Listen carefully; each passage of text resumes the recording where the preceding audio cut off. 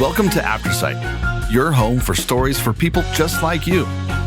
Your vision loss journey isn't something to be ashamed of. Take a listen. And that's the main thing I remember learning when I was taught the slack line when I still had vision, is don't look at the line below you, but look at your anchor point that's solid ahead of you. If you want me to cook your dinner, you have to put somewhere to go. And I suppose part of this was also my own trying to figure out who I was and how to be in the world in this very new way.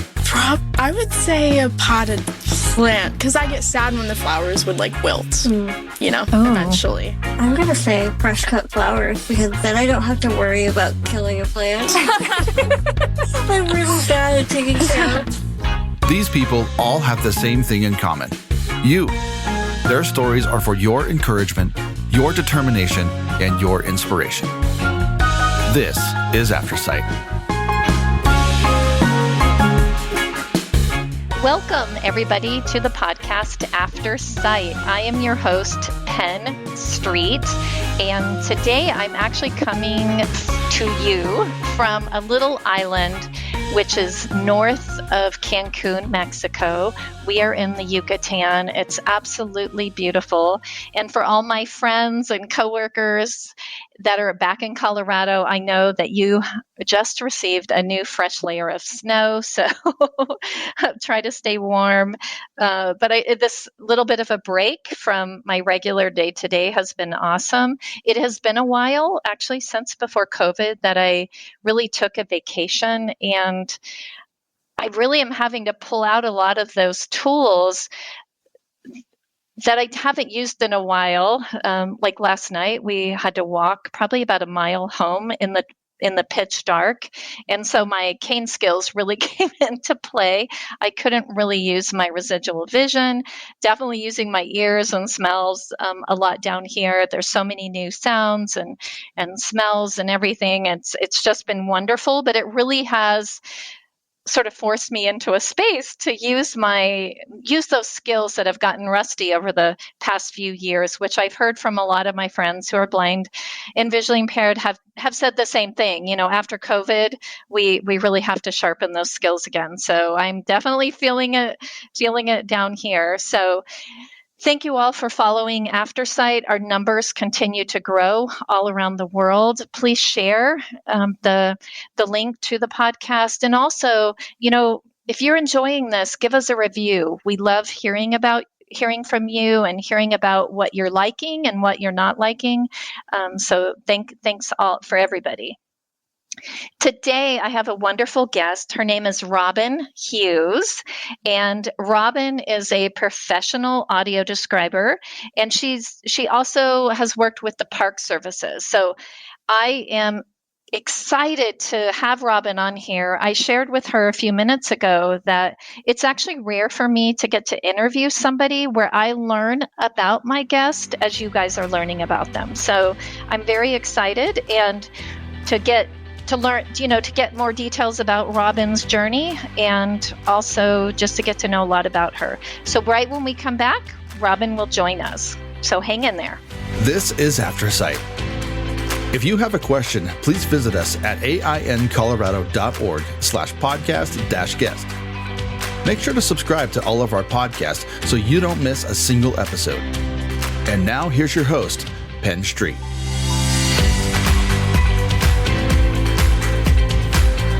Robyn, welcome to Aftersight. How are you? Good, thanks. Thank you so much for inviting me. It's a privilege to be here. Absolutely. I cannot wait to get to know you more. I've heard good things about you. Thank you. So I'm super excited.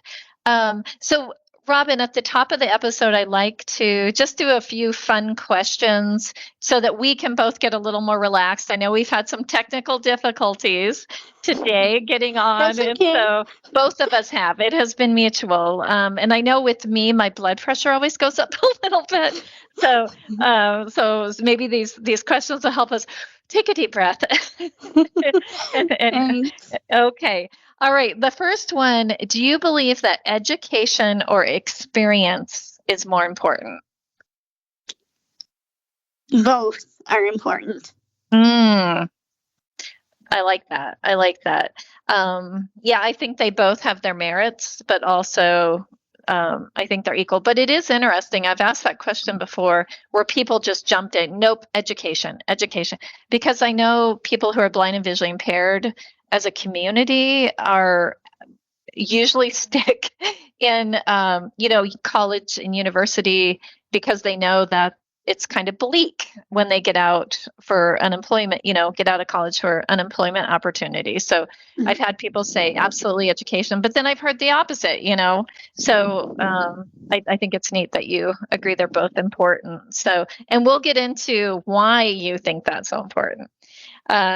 So this question is, out of all 5 of our senses, which one do you feel is the most important? For me personally? Yep, you personally. Hearing. Hearing. Okay. Why do you say that? Well, it enables me to do my job and interact with the world. Yes. And also we will get into why hearing is so important for Robyn. To me, and this has nothing to do with my job, but the sense of smell is probably the one sense that I use the most and that I rely on. And I know that sounds weird, but it really is sort of my connection with the world. And yeah, so people call me a coon dog sometimes. So like it's I try to not do this, but my brain and mouth sometimes there's just an open door. And so if I meet somebody and I think they smell good, it just instantly comes out of my mouth like, "Oh, you smell good." And I have tried to stop doing it, but I can't stop doing it. It is just who I am. So, and Robyn, so hearing, you said hearing. So music is really important to me, and I use it, often in my day to change the mood. Like if I'm in a funky mood and I need to get more inspired, I'll turn on some different types of music. And so I rely on music a lot to kind of change and maybe even keep the mood I'm in. But if you had a theme song, like here comes, Robyn Hughes onto the stage, what would your theme song be? I Am Woman by Helen Reddy. Oh, I love that. I love that song. It's nice that you actually said one that I know, because often people will tell me, I was like, I have to look that up. And I always enjoy them. So, which is one of the reasons I like that question. So, okay. Well, Robyn, can you share your vision story with us a little bit? I know that you're visually impaired, and can you tell us sort of when that all started and really how that's impacted your life? Sure. So I have a congenital visual impairment, bilateral. It's a congenital genetic pan-ophthalmological disorder. And that just means I have a congenital genetic anomaly. I was born with a genetic disorder that affects my eyes and most of the organ systems in my body. And so it's called aniridia. It's atypical aniridia. Okay. So it's caused by a different gene mutation than the general gene mutation that approximately 80 to 90% of people who have aniridia have. And I can tell you more about the gene mutations if your audience is interested in that. But otherwise, mainstream. And I was socialized to just function normally in the world. I was given an IQ test when I was 3, and my family and teachers found out that I was bright. And so the focus of my childhood was on my intelligence and using my intellect and skill set to do some good for the world. So the focus was never on my visual impairment. Although I had an excellent low vision blindness education, I was taught to read Braille and video magnified print from the time I was 2 years old. And I've been a cane user since early childhood. And then I lost vision over the decades. I'm 48 now. And so I have a profound visual impairment, but it hasn't been a major issue in my life. I mean, yeah, of course, my life is presumably a little bit different than it would have been, but I should say it's never so major issue. Well, I think that to let Jonathan know, I would say it hasn't been a major focus of my life is the best way to put that. Yeah, I love that. People ask me all the time if I could take a pill or a surgery or something that would get my vision back, would I do it? And I really have to hesitate because my vision loss it's part of me.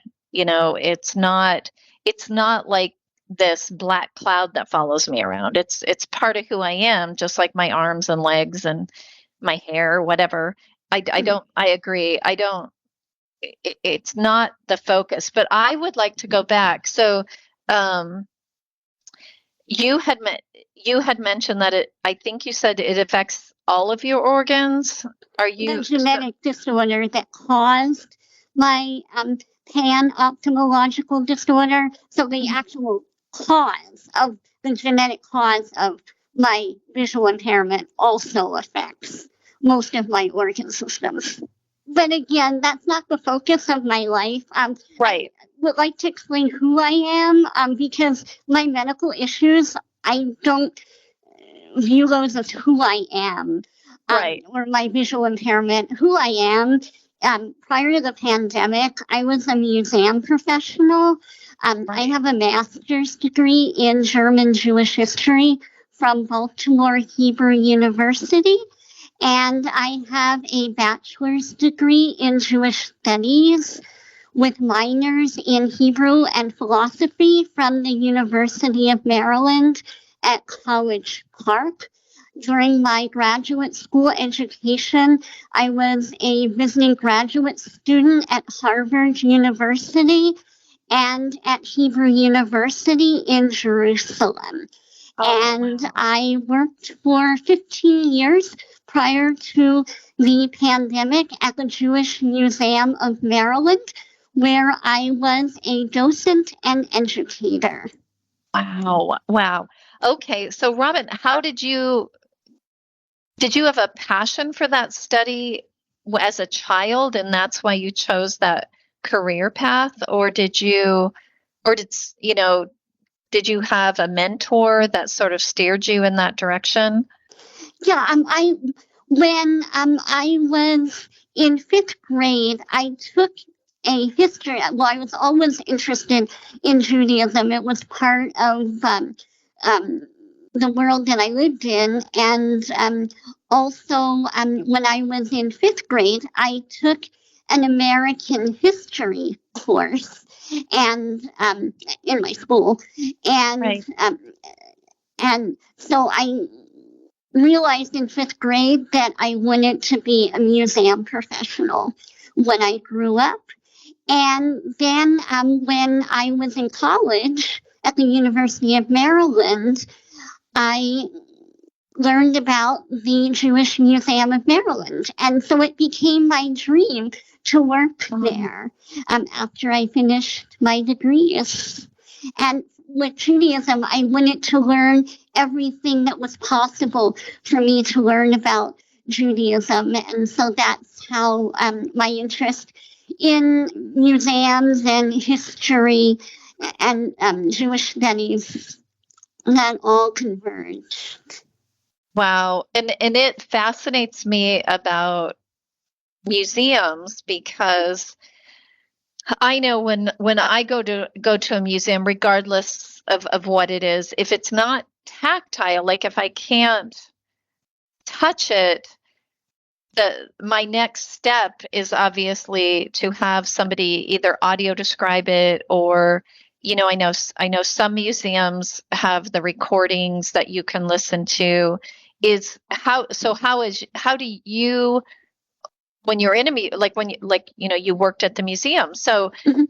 how did that, what were some of the tools that you used to make it accessible, not just for you, Mhm. but for other people who were visually impaired?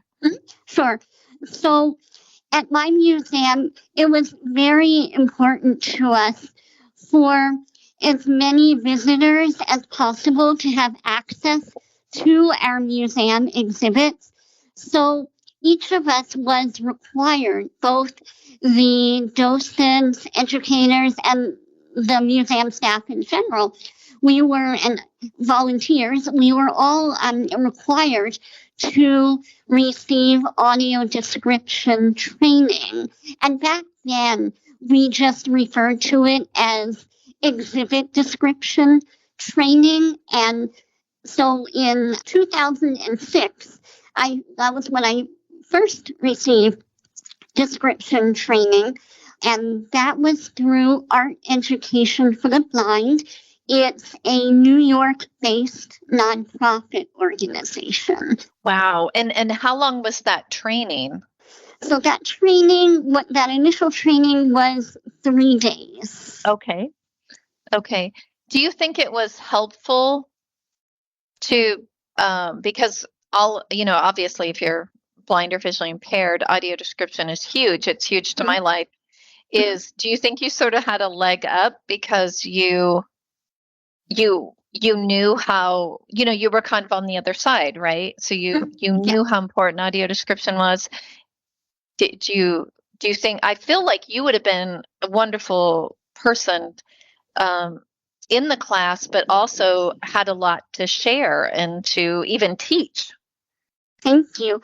Yes and no, because I think there's a common misperception that, just because somebody is born with a visual impairment, they're going to have some sort of intuitive, instinctual knowledge on best practices in whether it's audio description or cane travel or braille or whatever low vision blindness practice is that's being studied.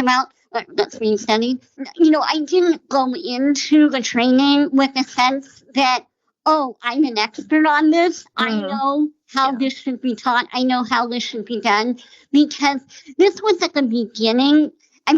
Yes, I'm a lifelong user of audio description from the time I was about 2 years old, but the standards for audio description are still evolving. Even today, They're still working on the professional standards for audio description. So yes, while I had a general sense of what good audio description should sound like, what best practices for it should be, then it's generally agreed upon in the profession that it should be as objective as possible. It should be as clear and succinct as possible, and it should describe and not seek to explain.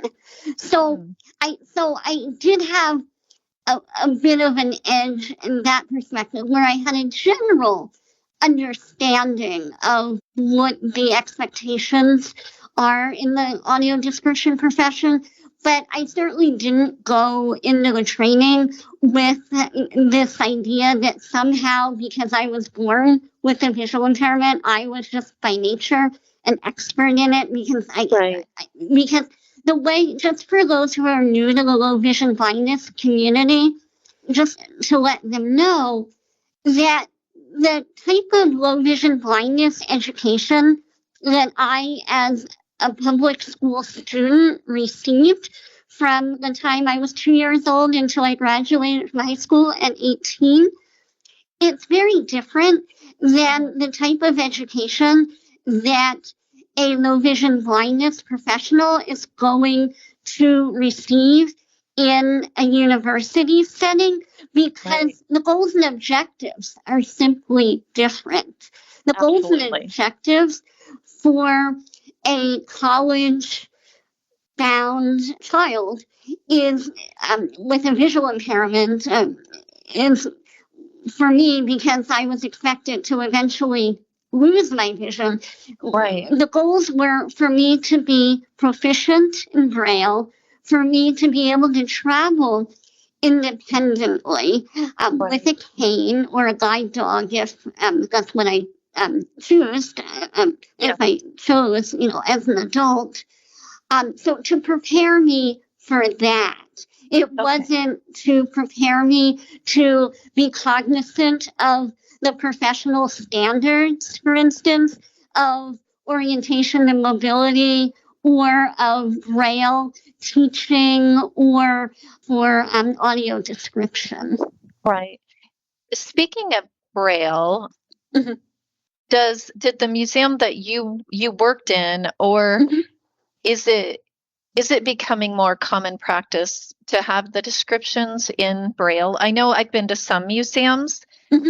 that had that, but it doesn't seem that it's universal.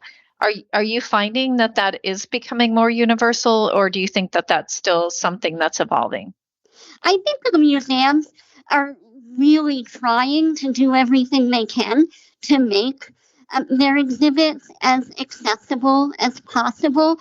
But most museums, a lot of people don't realize this, but most museums are small, nonprofit museums. They're mostly historic homes and other types of historic buildings. I think the last statistic that I heard from the American Alliance for Museums, which is the governing body for museums and accredited museums in the United States, I believe the last statistic that I heard was approximately 67% of museums have economic problems. And I'm sure that statistic has only increased because of the effects of the pandemic. Yeah. And so I think it really is difficult for many museums to provide all of the accessibility services, including Braille transcription of their exhibits as they would like. But in my experience, many of them have done a phenomenal job, in my opinion, when attempting to provide Braille brochures and some at least basic description in Braille of the exhibits, and also to provide a docent that has been trained in audio description. Okay. And so do you think that it's with the docents, like in the museum you were working at, it was required to get that training? Yes. Is that universal, or is that a rare occurrence that a museum is requiring that? In my opinion, and this is just my own experience, I could be completely wrong, but my perception is that it's somewhere in the middle. I don't know that it's universal, but I don't think it's rare either. Okay. I think it's aspirational. Okay. Yeah, I would agree with that, definitely. Is when you were in Jerusalem, was it similar? Or is it different as far as accessibility in museums? I think it's similar. I think there were more issues, as I recall, but when I lived in Israel, that was 21 years ago, so my experience could be completely different than the current experience there.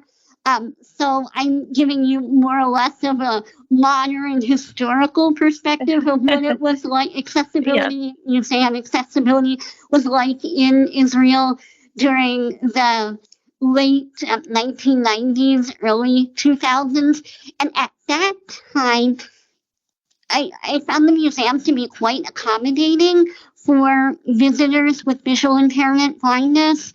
But I think there were more, as I recall, more accessibility issues for visitors who used wheelchairs. And of course, obviously, there are people with visual impairment or blindness who also use a wheelchair. So as I recall, that was more of an issue, and not so much inside the museum, but just getting to the museum, because Jerusalem, I lived in Jerusalem and studied in Jerusalem. So Jerusalem was in the mountains, it's in the mountains. And so it has a lot of steps. And so just to enter buildings would often require going up or down some steps.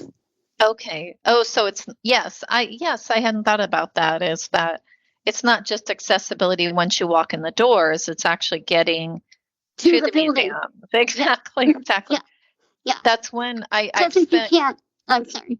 No, you go ahead. Sorry. I was just going to say, because if a visitor can't access the building, then, to get into the building, then they, of course, can't, up until the pandemic and everything became virtual. Prior to that, a significant obstacle to receiving museum education if someone couldn't access the building.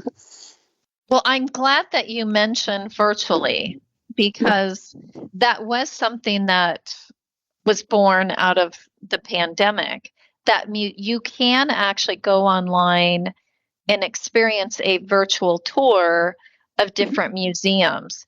How do you feel that compares to actually being there in person? Oh, I think that virtual, for someone who's not able to go to Milan or to Rome, or cities like that, to Paris, I think that it's fantastic. It's a fantastic opportunity for someone to be able to access the great museums in the world virtually. But as for the experience, I just think if someone does have the opportunity to travel to museums and visit them in person, I just think that's so much richer of an experience, an educational experience. But that's just my own opinion. I agree with that. I think actually there were some positive things that came out of the pandemic, which is even what we're doing here. A lot, I think before the pandemic, it was rare to do podcast interviews virtually. They were done in studios, and now I can interview people from all over the world, which is wonderful. But again, it's not like it's not like sitting in the same room with somebody. And, it kind of goes back to all those senses, you get a feeling. It's the same thing with the museums. I've spent time in, Chicago and even in Washington, D.C., and I've spent a lot of time in the different museums that are there. And I agree, just all the sounds and the smells and being in that atmosphere adds to the experience versus simply getting an audible tour virtually. So Robyn, I was going to ask you about, like you said, you went into this career because it, fascinated in you, and you had this goal that where you wanted to end up. What would you say to, and again, I know it's your opinion but your advice, but what would you say to young students that are put in a position, regardless if it's a disability or social economic barrier, whatever it is, and even their parents, when a child, like you said, I think you said you were in 5th grade when you knew this is what I wanted to do. And I have grandchildren that are 10 years old, 2 of them. And so they're right at that same age. And I've really been paying attention to the way they look at the future. And, neither one of them are disabled on any sort, but we all have barriers, whatever they may be. Mhm. But I really pay attention to them, and I pay attention to the parents, really saying, yes, you can do anything you want. But I often think that that's not the same with a child with a disability. If a child with a disability says, well, I want to go and I want to do this, this is my passion, I feel like a lot of times it's not the same. And what would you say to those parents, or even to that child that may have a dream or a passion that seems not attainable? Well, I think that there's a difference between setting realistic goals and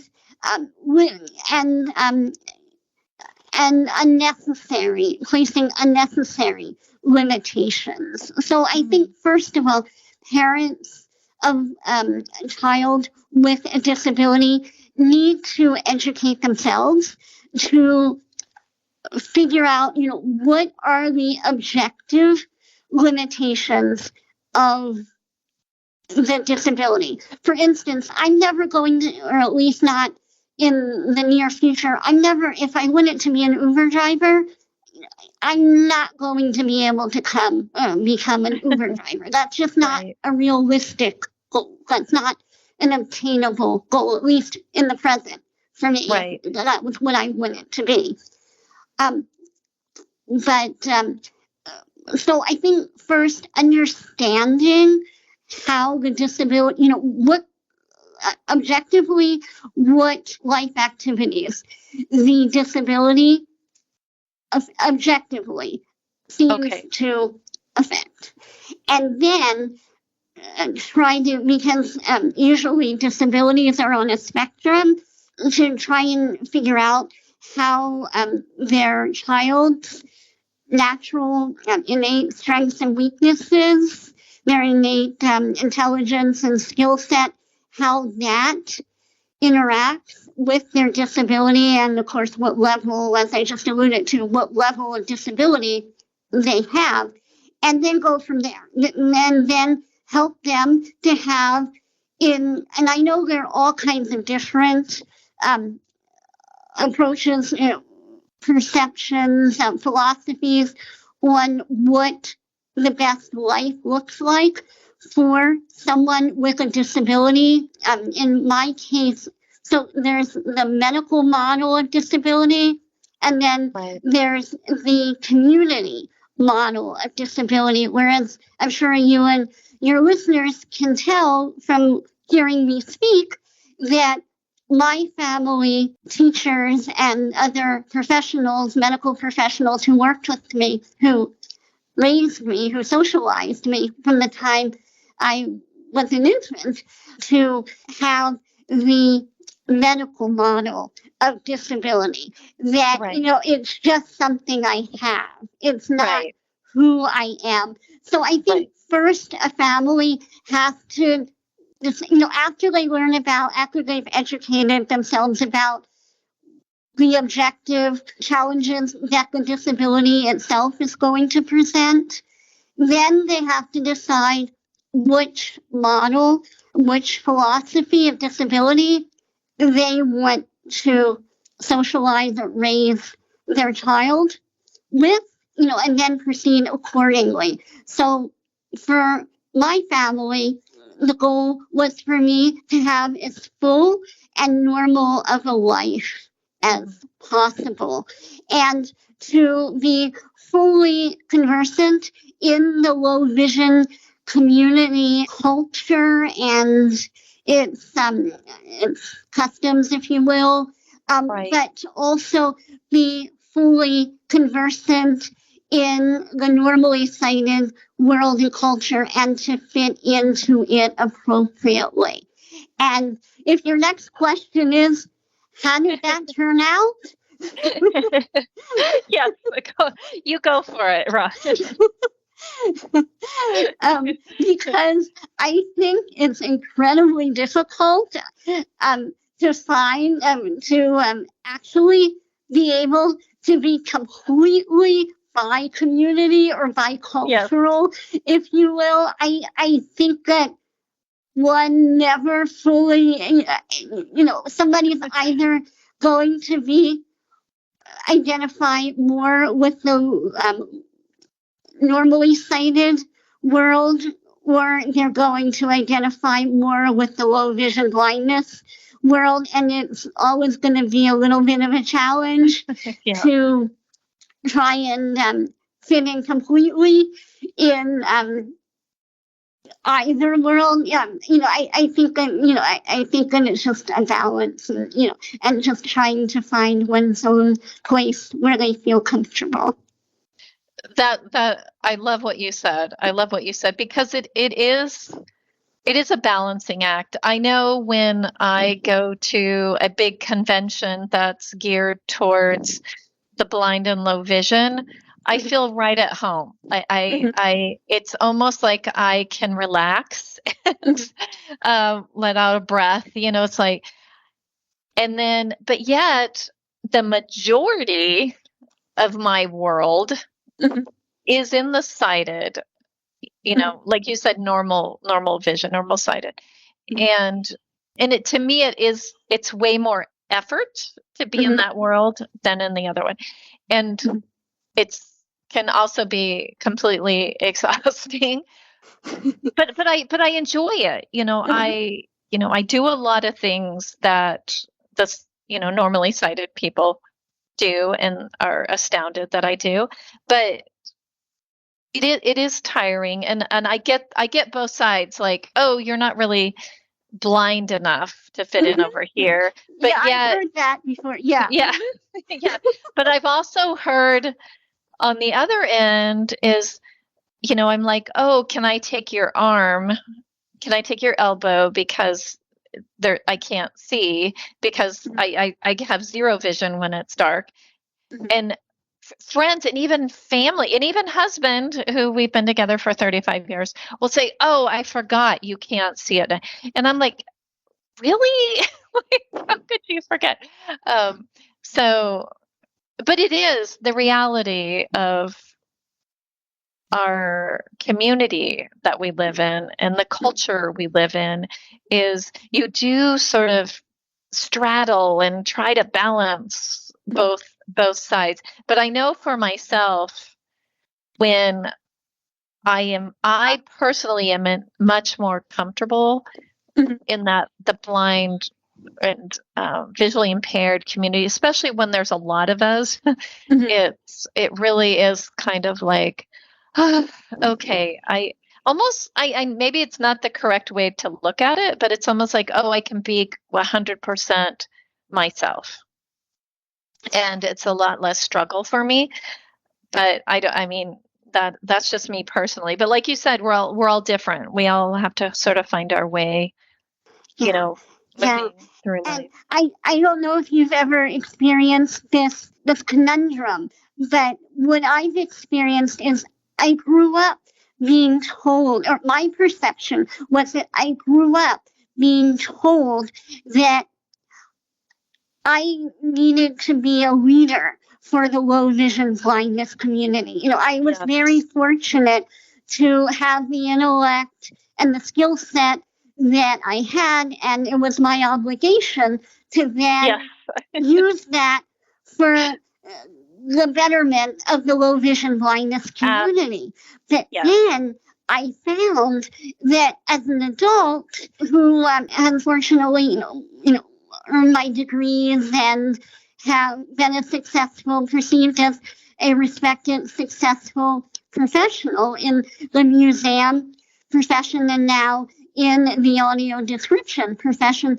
But then I've had the opposite experience, where when I try to share what is objectively perceived as my success, what looks like success, and is perceived as success in the American normally sighted world, to be a college-educated professional woman, that when I then try to share that sometimes in some corners of the low vision blindness community, I end up being perceived completely unintentionally as, presenting myself, as being, that it comes across as that this isn't something that's realistic for the people, the audience that I'm speaking to, that they're not going to be able to hear my story and then apply it to themselves in whatever form that would make sense, in their, for their own personal lives. And so it gets I feel my perception is that my intent now, as an adult, trying to be a role model in the low vision blindness community sometimes gets misperceived as though, I'm somehow trying to be self-important or promoting myself or something like that. Well, Robyn, I have heard this similar feelings from quite a few people lately. And it's one of the reasons that we really wanted to do this podcast, Aftersight, that there is life after sight. It's sort of where it came from. And to help raise the bar, if you want to say, that blind people can be educated. They can be the leaders in their field. And that I feel for so long that bar has been held very low.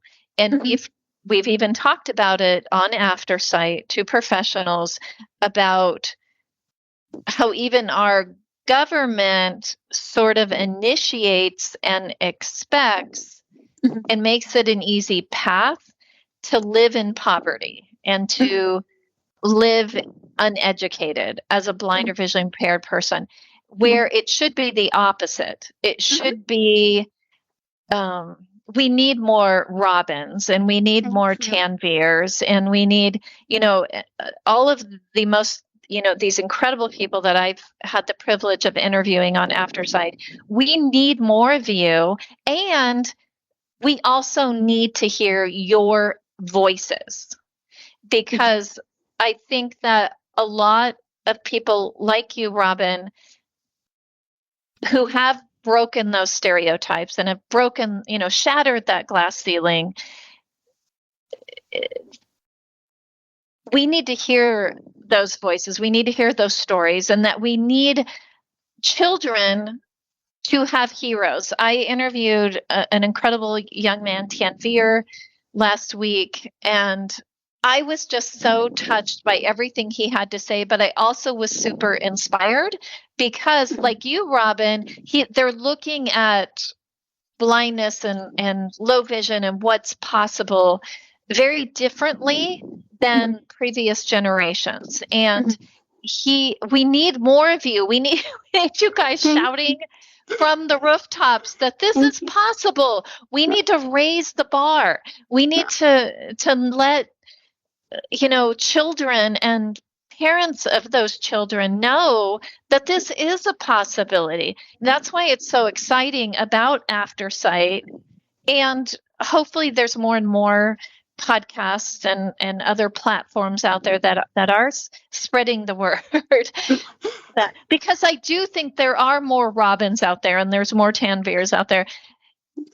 But they almost feel like you said, you feel like you're being misconceived when you do go speak to that audience. And and it shouldn't be. It should be, you should be getting a standing ovation and not put down. So I'm really proud of what you are doing, and we need more of it, Thank you. I just think it's so important for children to grow up believing that the norm should be the same norm for them, that is the same expectations of being in college prep classes, going on to college and becoming a college educated professional. If their primary disability is visual impairment, meaning, if they have the intelligence to be able to do college level work, then, I think that the expectation for them as children with visual impairment in America should be the same expectation that the general American population, the normally sighted American population, expects for bright children Yes. with normal vision. Yes. I completely agree. I have a good friend, Eric Wymeyer, who Eric was the first blind person to summit Mount Everest. I know. Oh, okay. So he talks about, I'm glad that I summited Mount Everest, but he wants to be known for a man that because on his team, they broke so many records on all these different levels. Mhm. But yet the one that always and will continue to get celebrated is he was the first blind person to summit Mount Everest. It wasn't all of the other things that they accomplished on that climb. And he says that's when we know we've made it, is that when our culture stops saying, oh, you were the first blind person, or, to accomplish this, or, oh, you are special because you accomplished this and you're blind. That's when we will know that there's been this shift in the way we are perceived and what is expected of us. So what do you think, Robyn, can we do to change that? I think it's just as you've said. I think it would be wonderful if you continue to interview successful college-educated professionals with no vision blindness on your program, so that it becomes the norm for people with low vision blindness to be able to succeed at a high level in society. Yeah. Well, speaking of raising the bar, you have really gone beyond just audio description. You make sure that the audio descriptions that are made are actually compliant. So you're raising the bar for audio description. Can you share a little bit about that, Robyn? Sure. So I took part in a program. It was run through, it's a professional audio description training program through the American Council of the Blind Audio Description Institute. It was a 20-hour training program, and it was a week long. And it was taught by Dr. Joel Snyder, who did his doctoral research work in audio description. And so he's the one who has worked with his colleagues to attempt to set professional national standards for audio description. And so where are you going to take this training? Are you what does your future look like with this training? So I am now, I refer to myself as a professionally trained park and ballet audio description reviewer. And so I am part of a U.S. National Park Service in collaboration with the University of Hawaii Communications Department. They have a research project on audio description, and so I'm one of their research subjects, and the park staff members who participate in this project are also research subjects, and it's called the Uni Description Project, and it's an app, and it's available both as an Android and iOS app that can be uploaded to one smartphone, and then there are descriptions of the U.S. National Park Service's brochures that can be viewed on this app. And for those, I've been mentioning a lot the auditory nature of audio description, but in fact, audio description is an all-encompassing, or it seeks to be an all-encompassing field, so that there almost always, my assumption is that whenever someone creates audio description, there's, even though the primary way that it's presented is in audio format, my assumption is that there's also a digital copy that's available in most instances, or if it's television, then someone with deafblindness, someone from the deafblind community who wanted to access it could have arranged for an interpreter, a sign language interpreter, to come and sign for them, to sign the audio description for them. Right. And in the case of the Uni Description app, it's available both in digital form as well as in audio form. And so is this an app that we can download now, or is it still in the beta testing? No, you can download it now. Okay. And again, can you say it one more time? The Uni Description? It's UNI and then the word description. Okay. And then it's .org if you want to find it just through Google, for instance. Okay. Or you can go to either an Android or iOS provider, one of the stores. Well, this is wonderful. I did not know about this app, and I do a lot of hiking and visiting of national parks. So I'm really excited about this. We'll make sure we put it in the podcast notes as well. So yeah, absolutely. Well, Robyn, I have been asking you a million questions. I always give an opportunity for my guests to ask me a question. Do you have a question for me? Sure. So can you tell me about, I would love to come and visit you and your colleagues next summer in the Boulder area and explore that area.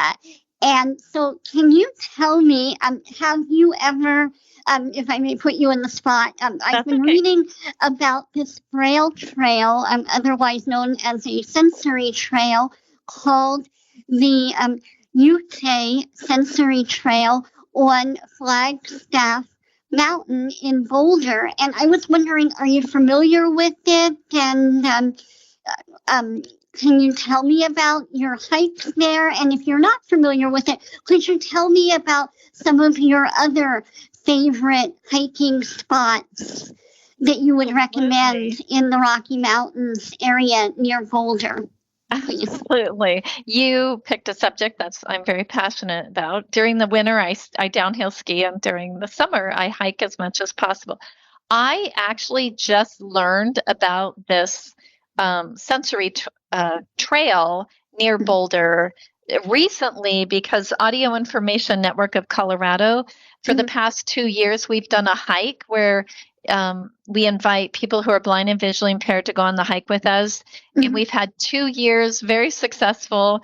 And so this year we were looking actually at this trail to start on this trail. A coworker, Alex, mentioned it, and I've been doing some research, and it's nice because the actual sensory trail is not very long, but there's lots of trails. So you could do the sensory trail and then go off and do a harder hike of your choice. So I am excited. It's hard to imagine because I'm sitting here in 90 degrees on the beach in the Yucatan, that there's still snow back at home. But as soon as the trails, the snow melts, it's one of my first hikes that I'm going to do is this Braille sensory tour. So I'll have more information about that. But the hikes that I love are in the Rocky Mountain National Park, which where I live in Colorado, in Loveland, it's due west of us, about 45-minute drive. And there's everything from hikes that will take you to 14,000 plus peaks. Wow. To, wheelchair friendly hikes around Lily Lake or Bear Lake. So there's something for everybody. And even those who aren't really into hiking but would rather sit in the car, there's beautiful, just spots to go and hang out for the days, meadows and things like that. So I cannot wait to download this app and learn what they say about the Rocky Mountain National Park on this app. I'm actually going to do it this afternoon, sitting here in the Yucatan, because thank you. I am so excited about it. So, and when you come out, we'll definitely go for a hike together. Absolutely. I would love that. That would be amazing. Well, Robyn, this has been such a treat having you on. I have learned so much, which I'm sure my audience has as well.